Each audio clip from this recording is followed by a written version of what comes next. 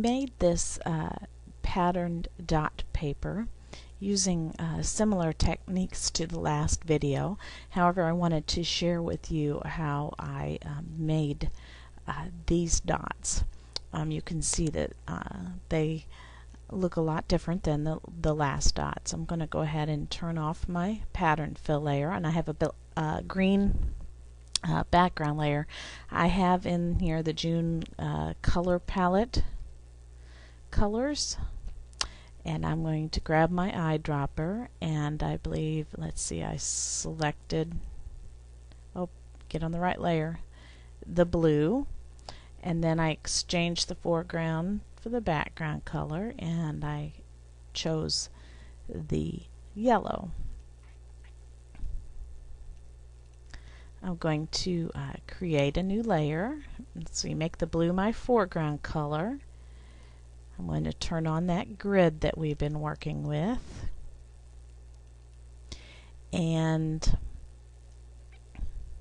this time, rather than using the brushes, because the brushes seem to have that area that fades out, I simply made a circle, and I filled it with the blue, and then I already have my selection, and so then I just switched my foreground color, edit, stroke, and I used a 7. Of course you could use anything you want, but that's what I decided to use, and then Control D to deselect. And now I can center this a little bit better in that area. And now I used that technique for copying by holding down the Alt key, and I simply drug a new copy over to the center of this block. My messenger is going off there. Let's get that to fold out. Then I copied that once again, and it just, the center of it almost just snaps right in on these lines. And then we're going to turn off our green background, grab the rectangular marquee tool, and this time, rather than going all the way down to the bottom, I made a selection just to the bottom of these circles to make my pattern.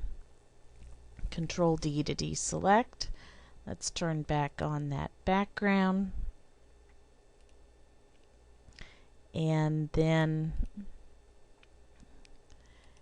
use our pattern. You can see I've got to turn off these that I used to make the pattern to make it look good. And there it is.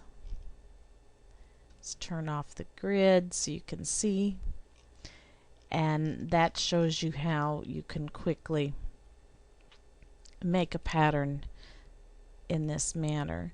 I'm going to go ahead and show you one other thing that I did. If you right click and simplify this layer of dots, you can then go grab your eraser tool and just find a grungy brush. I used this spatter one. Let me see, I've got some of my own grunge brushes here that we made with the other tutorial. Maybe I could use one of those instead. And I just kind of made it really large, and you can actually go in here and grunge up all of these dots. Of course it may take a while. When I grunged it up, here, let me do this again. Turn that one off. Make another pattern set, and I actually made a really large pattern when I did it for my paper. And well, actually, you don't even have to simplify. Look at that. It's applying it to the layer mask.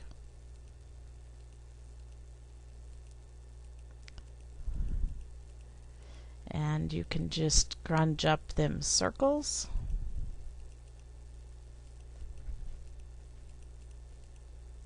And I'm not going to take a lot of time to do this because I already did it. And you can see it gives a whole new softer effect. And then when I was making my paper, I merged this down and applied my texturizer to both of them together at the same time. Of course, you could do them separately.